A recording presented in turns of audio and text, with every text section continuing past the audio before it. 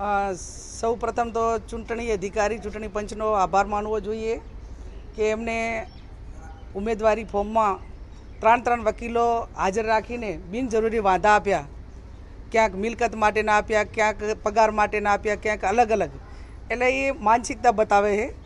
જ્યારે ત્રણ વકીલોને હાજર રાખીને સામેના ઉમેદવાર માટે ફોર્મ રદ કરવા માટેના પ્રયત્ન કરવાના ભારતીય જનતા પાર્ટીની માનસિકતા હોય તો એમણે જનાદેશ ગુમાવી દીધો છે. એમને બનાસકાંઠાના 20 લાખ મતદારો ઉપર ભરોસો નથી.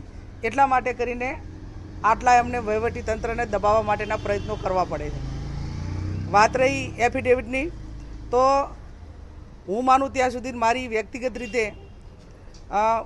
લગભગ 2007થી કરીને 24 સુધી જે કંઈ મારી મિલકત જમીન હોય કે મકાન હોય કે જે હોય તે એ એફિડેવિટ બધા સેમ જ છે.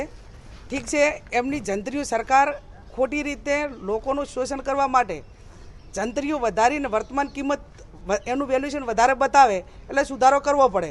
પણ કોઈ નવી મિલકતની અંદર કોઈ વધારો થયો હોય કે એવા કોઈ ઓલું થયું હોય તો કદાચ લોકો કે ગમે પ્રશ્નાર્થ એનો ઉઠાવે. વેલ્યુએશન વધારવાની અને જંત્રી વધારવાનું કામ સરકારનું છે અને એ વેલ્યુએશન પ્રમાણે અમારે એફિડેવિટ કરવું એક કે કાયદા ચૂંટણી પંચના નિયમોને આધીન છે.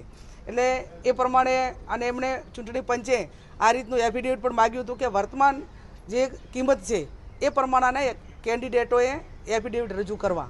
એટલે હું માનું ત્યાં સુધી જ્યાં માનસિકતા જ એ પ્રકારની હોય એના માટે અમે કંઈ કહી ના શકીએ.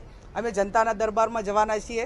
બનાસકાંઠાની જનતાના આશીર્વાદ અમારી સાથે છે અને ચૂંટણી પંચ આજ જે રીતે નિષ્પક્ષ ચૂંટણી માટે જે ઉદાહરણ પૂરું પાડ્યું છે એવું ને એવું સમગ્ર ચૂંટણી દરમિયાન એક લોકશાહી ઢબે ચૂંટણી પંચ પોતાની ફરજ અદા કરાવશે એવો અમને 100% એમના ઉપર ભરોસો છે.